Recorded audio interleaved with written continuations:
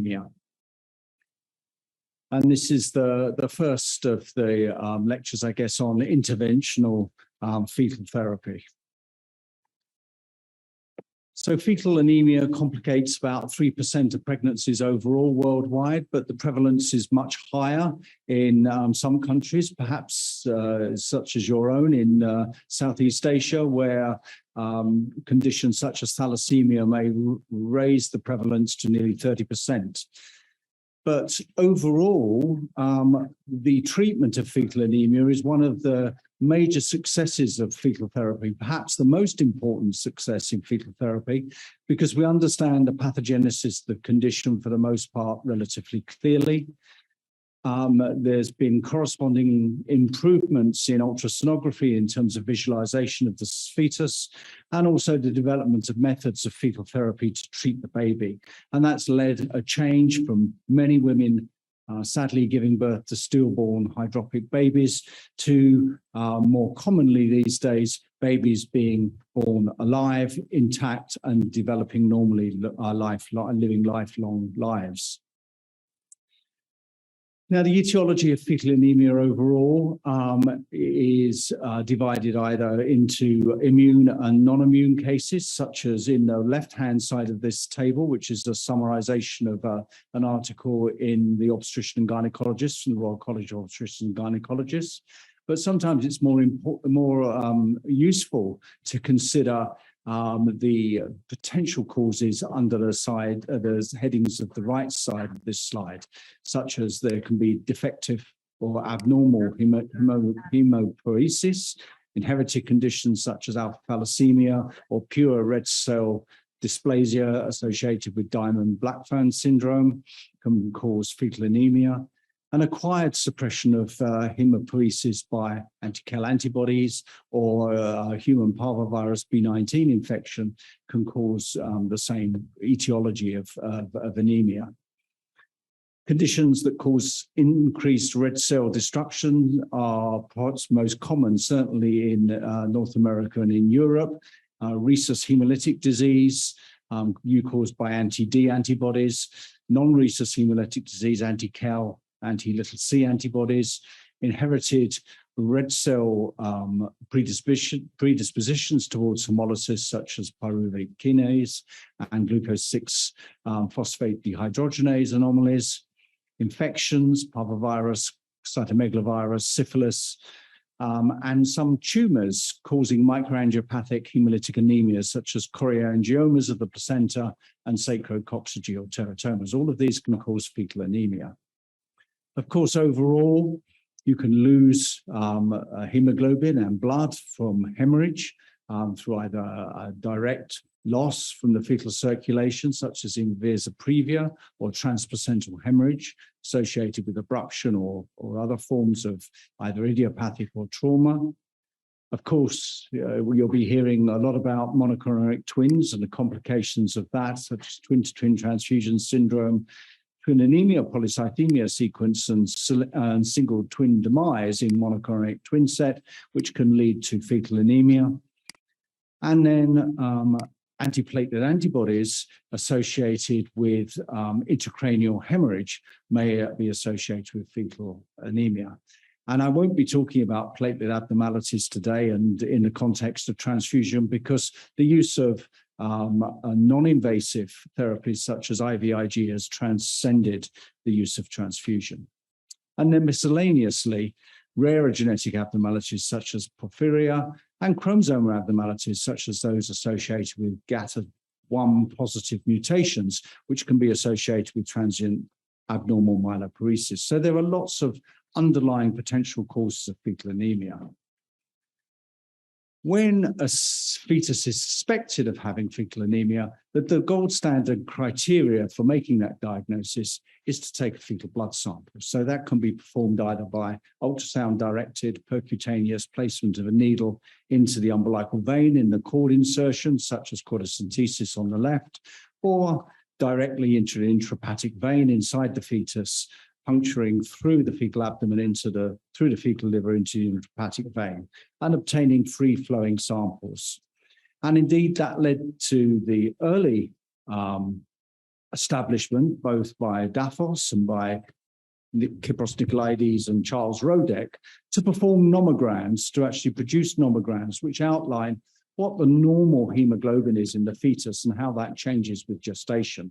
And you can see on the left-hand side of this slide, the nomogram, including the means and the 95th percent confidence intervals, 2 standard deviations of a change of hemoglobin with gestational age, which increases naturally.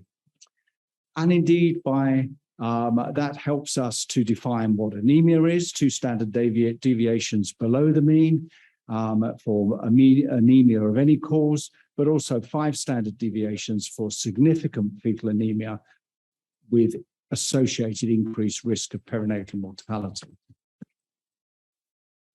The cardiovascular changes in the fetus with chronic anemia are now well described, and I was involved in some seminal research in the early 1990s using sheep models and cardiac catheterization in anemic fetuses to outline the direct changes that occur and the impact of transfusion, but also more helpfully and more usually about more contemporaneously, the use of color tissue Doppler in the human fetus have indicated that the anemic fetus heart rate increases, there's increased left ventricular and right ventricular stroke volume, increased cardiac output and myocardial contractility associated with reduced ventricular afterload because of vasodilatation, particularly in the cerebral circulation, and of course, reduced resistance from reduced viscosity of the blood.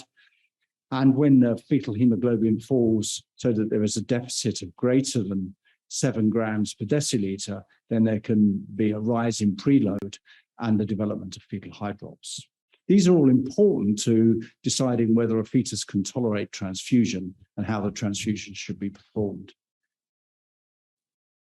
Overall, the general prognosis for an anemic baby treated with in utero transfusion is dependent really upon the gestational age of diagnosis, because a later diagnosis opens up the possibility of delivering. The speed of onset of the disease process, rapidly occurring fetal anemia, may lead to a moribund fetus or fetal death before therapy can even be instituted. I've outlined the underlying etiology, and the prognoses can be different for different causes because the condition of the fetus may be more severe at diagnosis, but also comorbidities, structural abnormalities or infections, for instance, can cause neurodevelopmental abnormalities additionally associated with the effects of fetal anemia.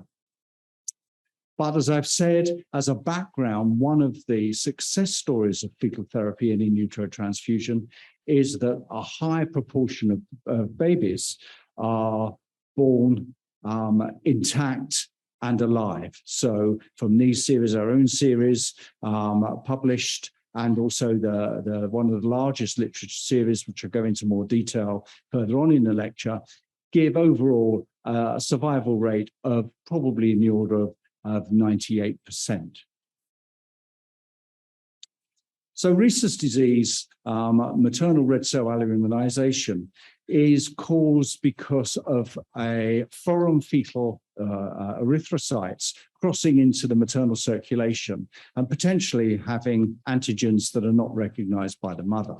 And commonly this is, or most commonly, this is caused by anti-capital D or little c, anti-Cal antibodies, or so few rarer antibody types. And that's dependent upon whether the mother, for instance, does not share the antigens and blood type that the fetus may well have. And for instance, in rhesus negative cases, 15% of women in the UK are rhesus negative and therefore susceptible to this disease process. Whereas around the world, the prevalence of rhesus negativity is much lower, 8% in Afro-Caribbean Black women, and in Southeast Asian women, the incidence is significantly lower, so less than 1%, which is probably why you see little of this disease process.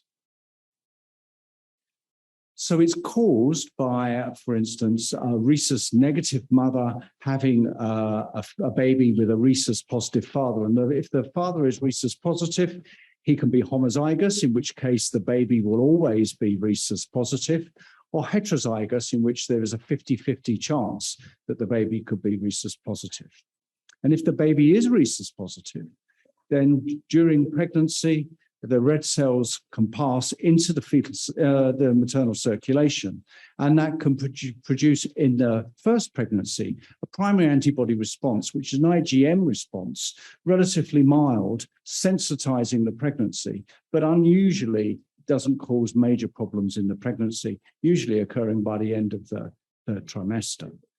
But in a subsequent pregnancy, if there's a rhesus positive fetus, then the secondary antigenic challenge to the mother will produce an IgG response, and those IgG antibodies can easily cross the placenta and start to cause red cell destruction and fetal anemia. Fetal genotyping these days to decide whether the fetus is positive or negative when the father is heterozygous can be done in a non-invasive way. And cell-free fetal DNA, which circulates in the maternal blood, can be utilized to genotype the fetus to tell whether it's rhesus positive or negative. And this is now thought to be relatively diagnostic. I'll come on to the next slide to show it has almost 100% sensitivity and specificity. And over the years, probes and primers have also been developed so that KEL and C can be genotyped in this way. And this slide indicates the almost diagnostic nature of non-invasive prenatal diagnosis in genotyping the fetus.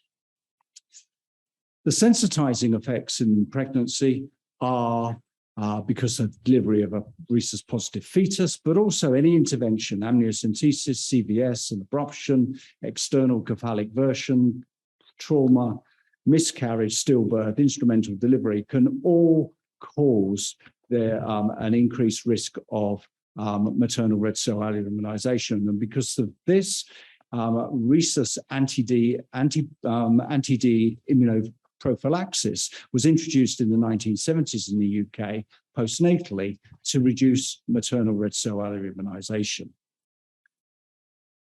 Subsequently, though, this has been shown to be improved if anti-D is given in the prenatal period as well as the postnatal period, and therefore rhesus disease, even in the UK, the prevalence is falling very rapidly as a cause of fetal anemia. The detection of red cell antibodies in a rhesus negative mother, for example, requires careful antenatal evaluation. As I mentioned, genotyping of the fetus, but also quantification of the antibody levels, and then regularly reviewing the patient on ultrasound scanning, certainly if the anti-D levels are between 4 and 20 international units, at least every 2 weeks, and if it's higher than that, more frequently, to evaluate whether the fetus is actually developing anemia or not. And the level of antibodies present in the maternal blood are inversely related to the hemoglobin deficit. So the higher the anti-D levels or anti-KEL levels in the maternal circulation, the greater the chance there is of the fetus becoming anemic. So we take an arbitrary level of 15 international units for following up these babies very carefully in a tertiary fetal medicine center to watch for developing anemia. The method for monitoring a alloimmunized pregnancy and testing and trying to diagnose fetal anemia is dependent upon ultrasound assessment, so regular biometry, usually at monthly intervals. But as I've said, there are more frequent visits to check for fetal effusions, and that is the frequency of these visits is determined really by the absolute level of anti-D antibodies, the rate of rise over time, and the previous history. So if a mother has had previous history of severe early onset fetal anemia or the requirement for transfusions, then you see the patient more frequently. And anti-Cal antibodies are a different form of antibodies, but they can be more problematic and more pathogenic, with 50% of women alloimmunized having severe fetal anemia from early on in pregnancy. This paper was published nearly 20 years ago now from the West Midlands, which is the region I work in.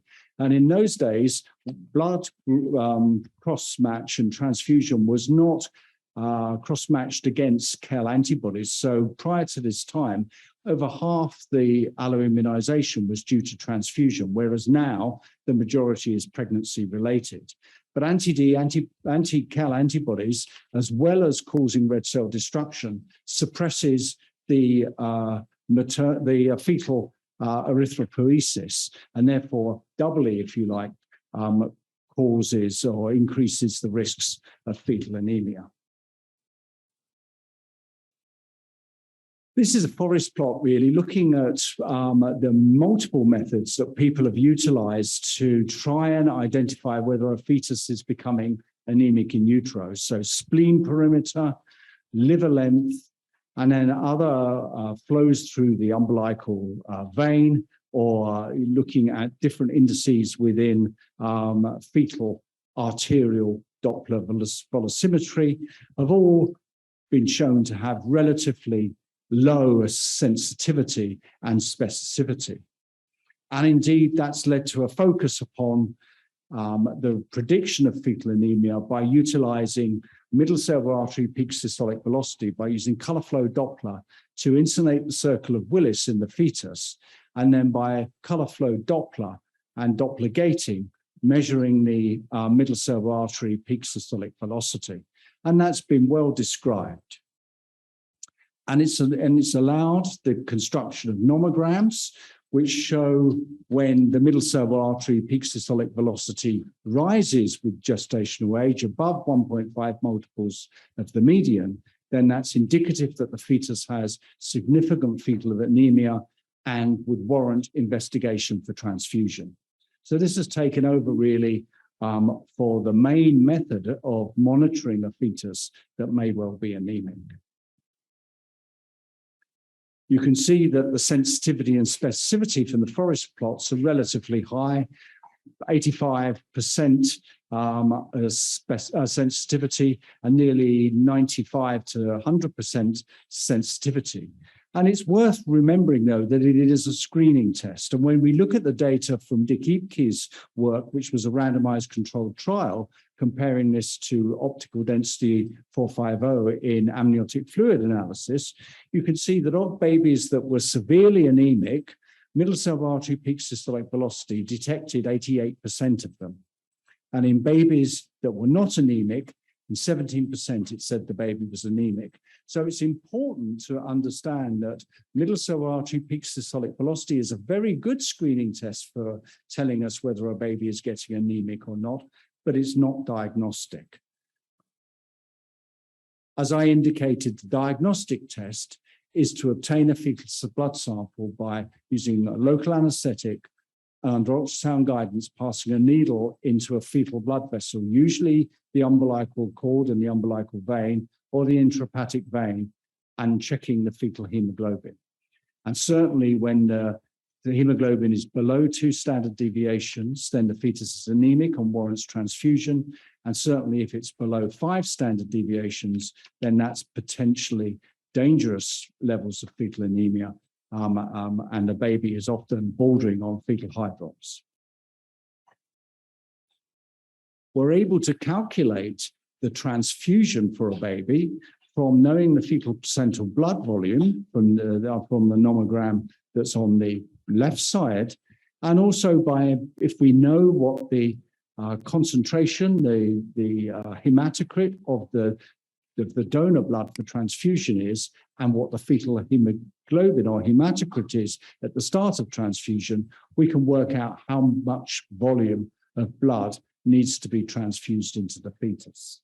So for instance, a baby at 26 weeks gestation with a hematocrit of 15%, you can work out, and the donor hematocrit being nearly 85%, you can work out that nearly 60 mils of blood would need to be transfused to the baby to bring the hemoglobin up to the normal level. But it's very usual to check the hemoglobin at intervals during a transfusion to make sure you're not under or over transfusing the baby. So as I've indicated, a percutaneous needle under ultrasound guidance is passed into the fetal circulation. You can see on this video clip, the needle has been passed into the umbilical vein and visualized continuously through the fetal blood sampling, and then the transfusion of packed red cells into the fetal circulation, checking the fetal hemoglobin at regular intervals until the hemoglobin is back into the normal levels. And when you do that, as I've said, the prognosis is very good. Better if a baby is non-hydropic than hydropic, but up to 98% of babies survive. Often, to perform this procedure, we give maternal sedation. So in our unit, we usually give lorazepam, 3 milligrams, cefalexin as an antibiotic prophylaxis, 500 milligrams IV, 2 hours before the procedure.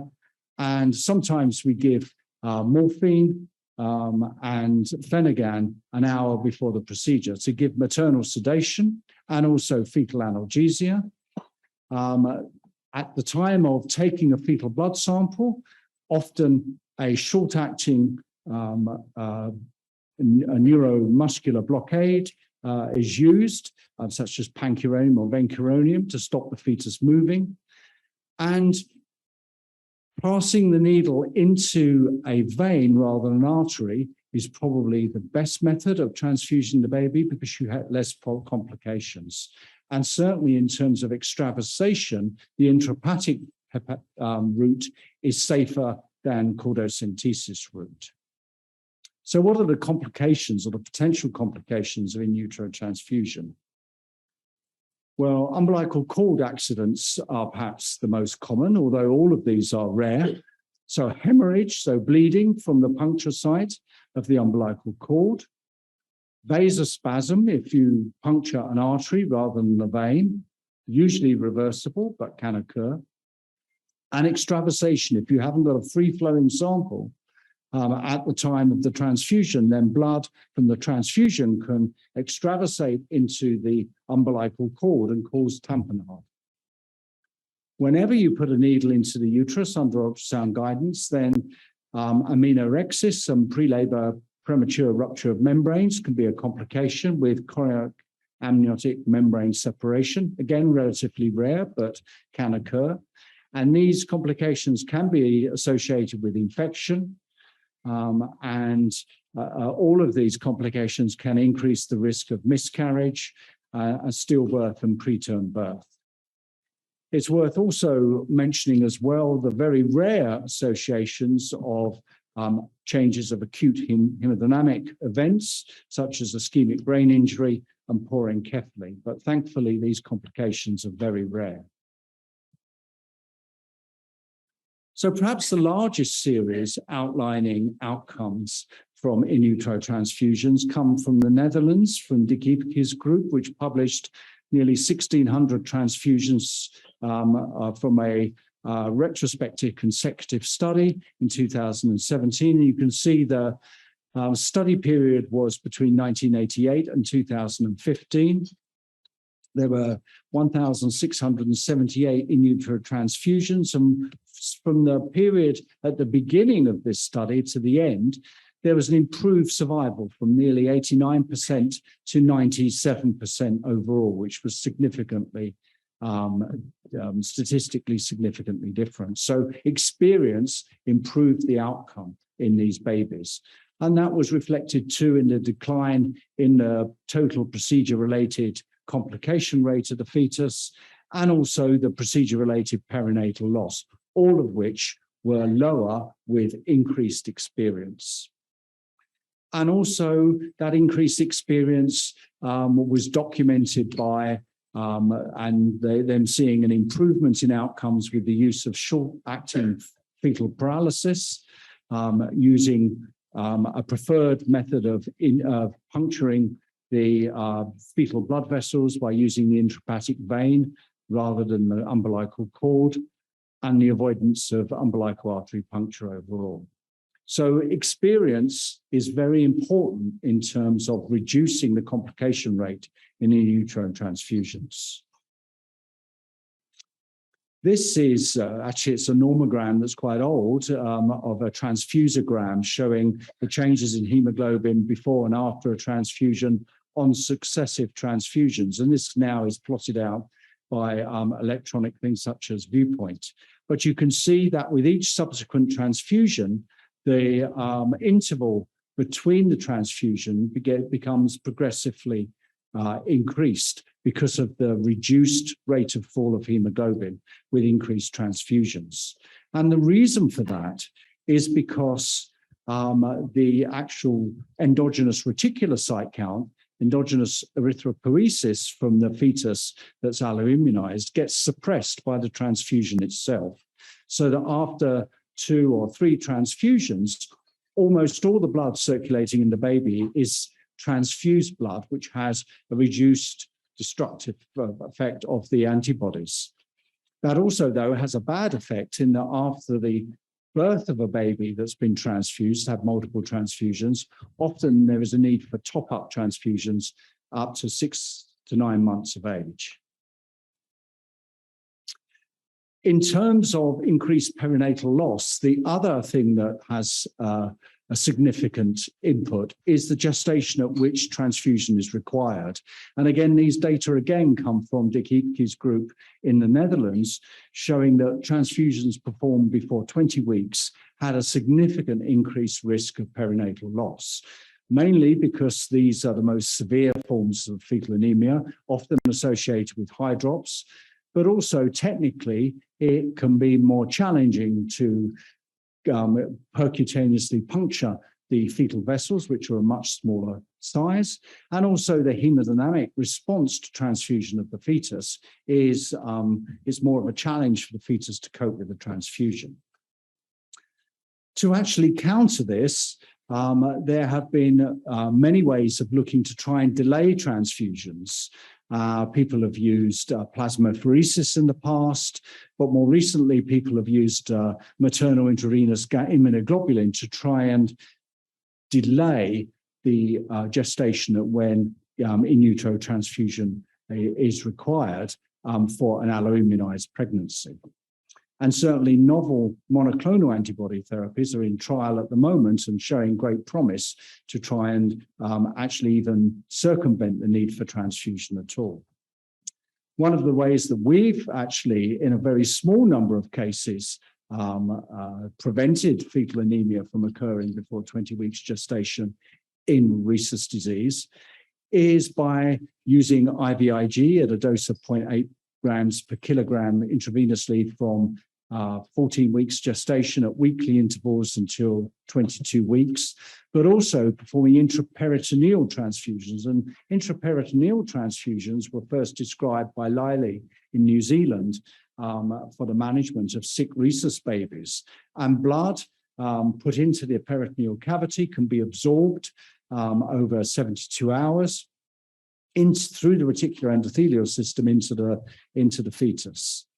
It doesn't work when the fetus is already hydropic, so you have to use this in a non-hydropic fetus. And we presented a series where the outcome for these fetuses because of severe early onset anemia was historically very poor.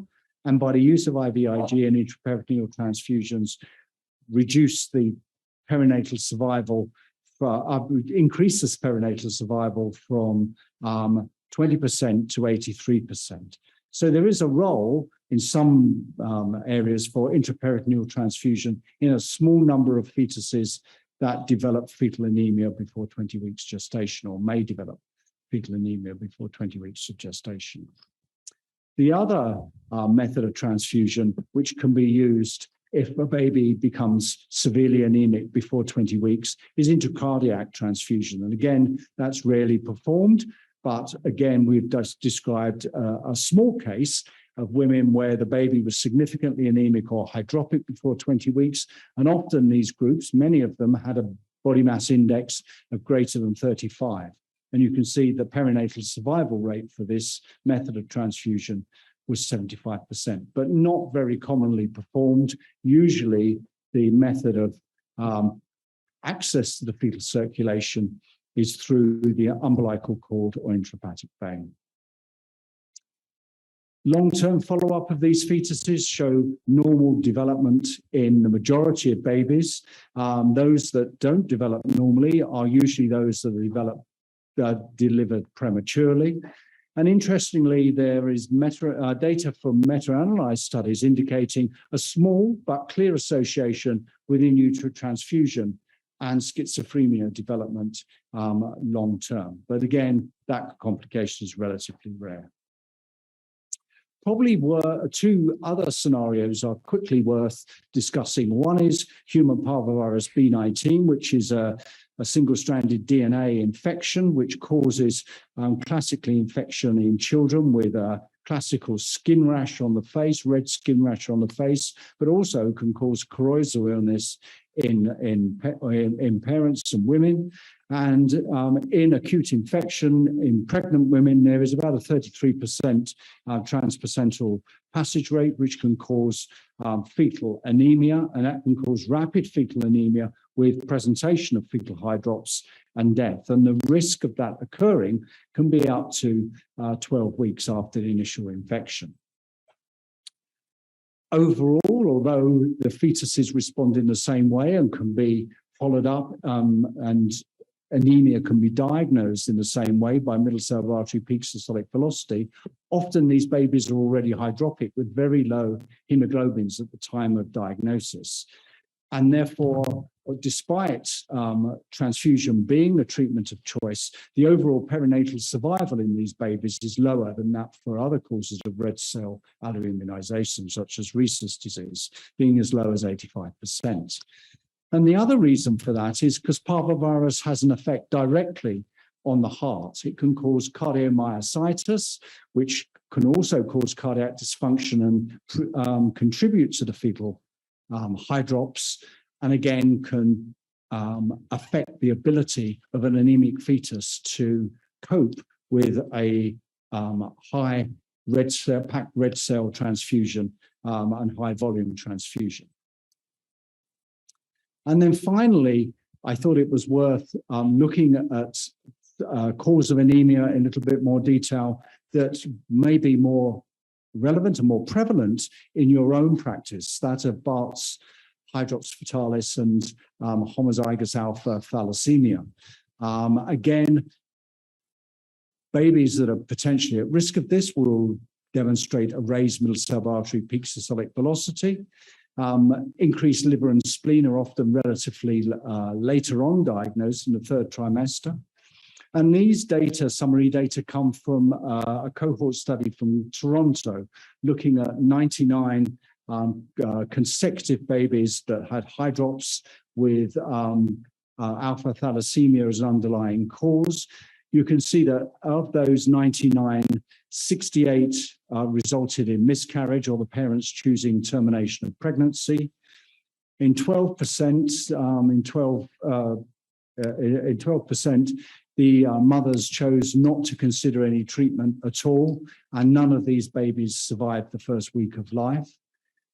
13 out of the 99 were transfused and received regular in utero transfusion at serial intervals through the pregnancy.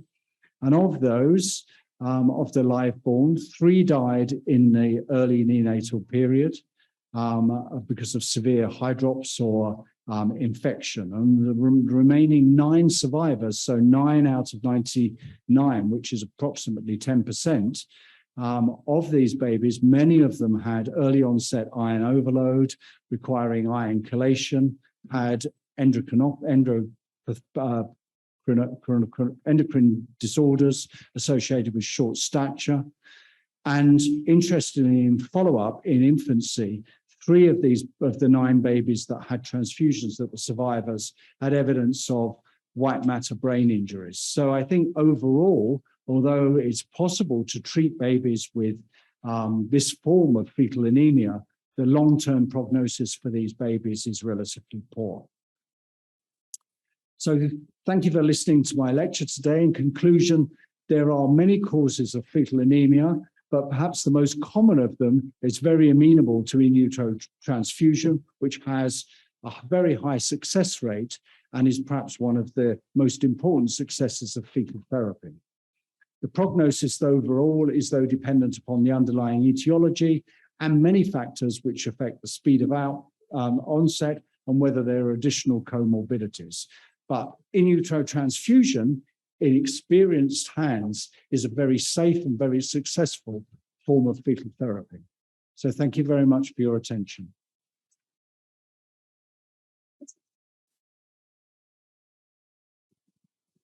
Thank you very much, Professor Kilby.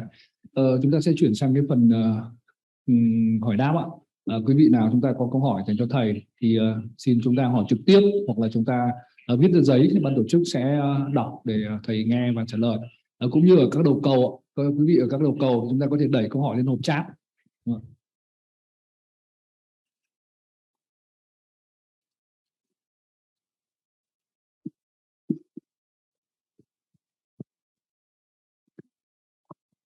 Thank you, Mark, for this great update and a review of this very important sort of ABC procedure in fetal medicine. That should be the primary concern of every fetal medicine unit. Do you care about the risk of hypocalcemia and prevention for especially those fetuses you transfuse repeatedly? Do you give them calcium as well, or not anymore? We haven't really for many years. I think that was a concern earlier on in when transfusions first began, but actually we haven't transfused calcium, and we haven't had any sequelae either in utero or postnatally from that.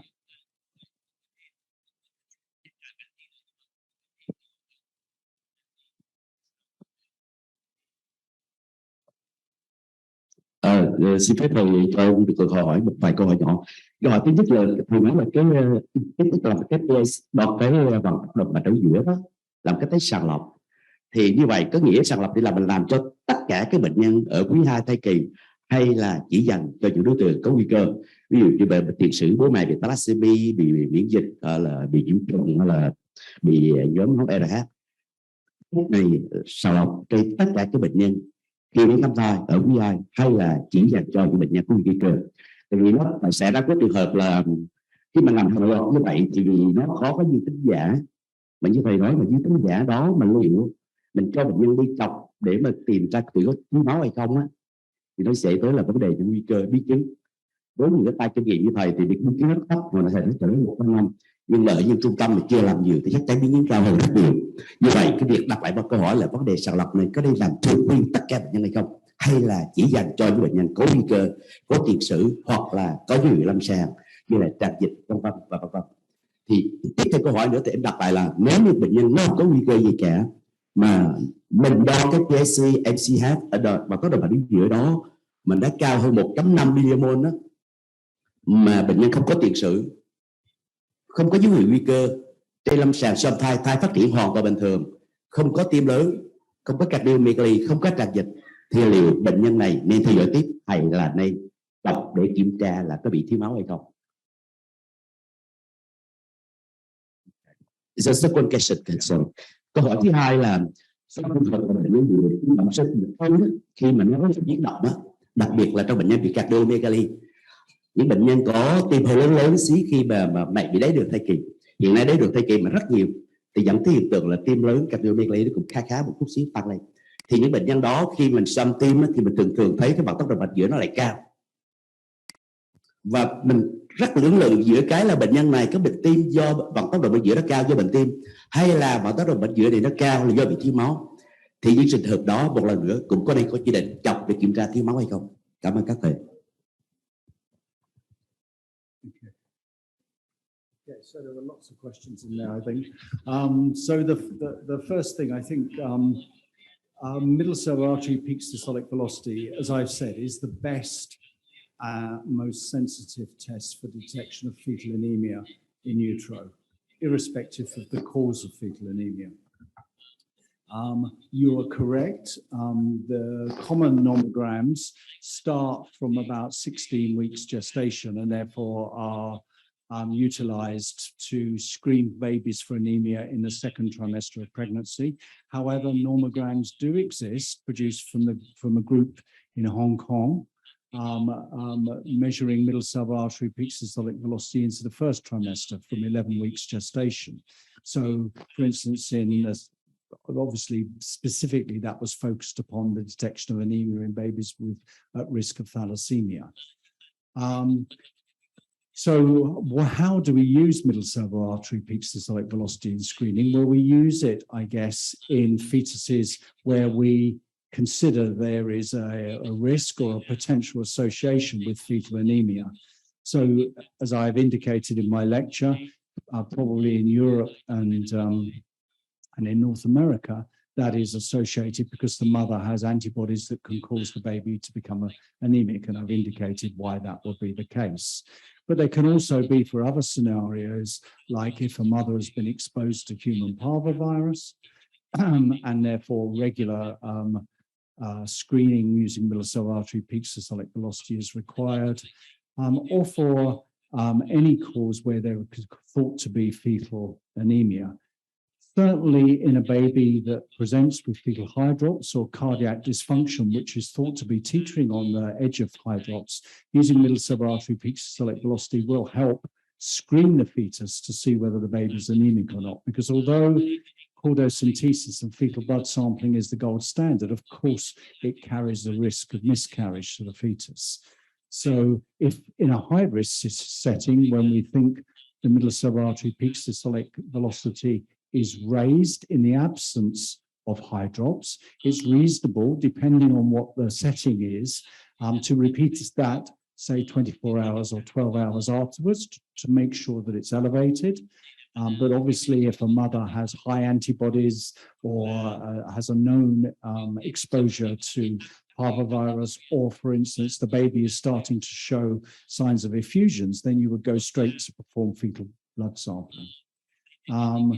So I don't think cardiomegaly on its own, to answer your last question, is necessarily is not at all a reason for fetal blood sampling, unless there is a serious reason to believe that the fetus is anemic. And in those cases, it's very likely the baby will either be hydropic or have elevated middle cerebral artery peak systolic velocity, or both.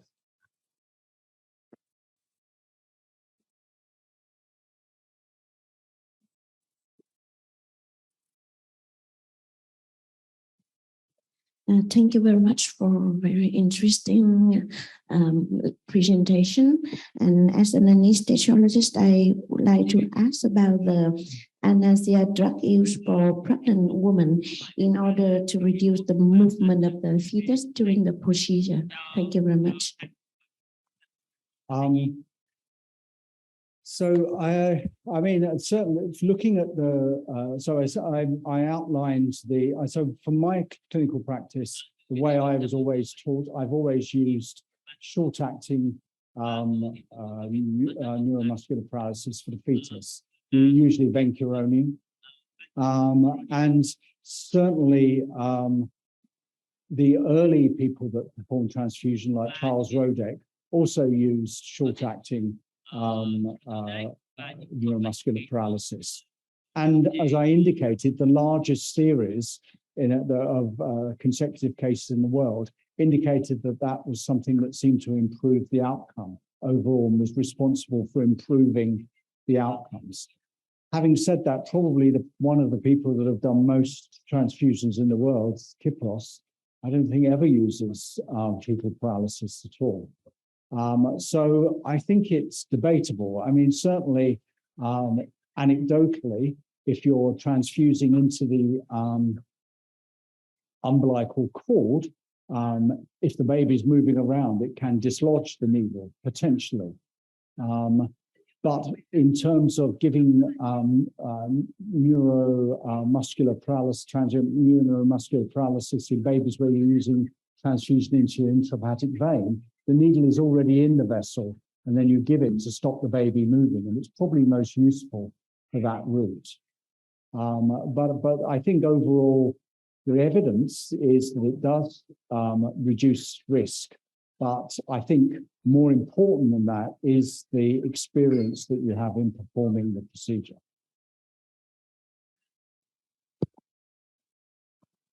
The reason I asked the question because in our hospital we just have the OB anesthesiologist, and I don't know if with the fetal medicines we need to have a consult with the neonatologist, anesthesiologist. So what is in your clinical practice? I mean, they're very short-acting neuromuscular blockade, so it's not likely to cause any long-term problems. Certainly, I guess right at the beginning, when these kind of agents were used to stop the baby moving transiently, there was discussion with neonatologists, and it's certainly important that if you're reaching a gestational age where, for instance, a transfusion could precipitate a sudden need to deliver the baby, you need to let your neonatologist know that you've used neuromuscular blockade. Otherwise, the baby won't be able to breathe when it's delivered. And the pediatricians will think that the baby's dead when it comes out.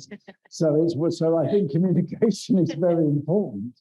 But it's not something routinely we discuss with either our anesthetic colleagues or the neonatologists routinely in the dose to give. There is a formula which I can discuss with you afterwards in terms of the actual dose that you give, dependent upon the estimated fetal weight. And as Mark mentioned, if you give something, you also give anesthesia to these fetus, and that is worth for every directly invasive procedure to the fetus. So it's kind of a cocktail that you give. So yeah, if the baby is delivered within a couple of hours, you better let the pediatrician know. Yeah. Thank you. Dạ, cảm ơn giáo sư. Em có 3 câu hỏi ạ. Câu hỏi thứ nhất là cái phân nhóm máu theo Ken ấy, thì nó có cần thiết để đó là một cái tiêu chuẩn bắt buộc trong cái bọc máu chúng ta truyền hay không? Cái câu hỏi thứ hai là nó liên quan tới chiếu xạ cái gói máu mà chúng ta sẽ truyền. Thế thì trong trường hợp chiếu xạ thì chúng ta sẽ sử dụng cái cường độ tia xạ là bao nhiêu, thời gian chúng ta xạ cái bọc máu là bao nhiêu, và sau khi chúng ta xạ, chúng ta chiếu vào cái bọc máu đấy, nếu chúng ta không truyền thì chúng ta có thể bảo quản được trong bao lâu, là câu thứ hai. Câu thứ ba nữa là nhân một trường hợp lâm sàng tại bệnh viện của em ấy, thì cái một trường hợp thai kỳ là hoàn toàn bình thường, không có tiền sử gì đặc biệt. Tuy nhiên cái PSV của động mạch não giữa, cái vận tốc động mạch não giữa ấy, thì nó rất là cao, là tới 1,7 mâm từ lúc 32 tuần. Thế thì chúng em rất là bối rối, không biết làm sao hết. Mặc dù em bé hoàn toàn bình thường, không có một cái triệu chứng gì bất thường trên hình thái. Thế là cứ mỗi tuần thì cứ cho siêu âm một lần, rồi đo CTG một lần ngoài cái bình thường, và kết cục thì sinh được một em bé 3 kg 2. Đến bây giờ em bé vẫn khỏe mạnh. Thì xin giáo sư chia sẻ là trong trường hợp mà PSV nó trên 1,5 mâm mà nó không bị thiếu máu thì chúng ta sẽ làm gì, chúng ta sẽ quản lý như thế nào? Xin cảm ơn.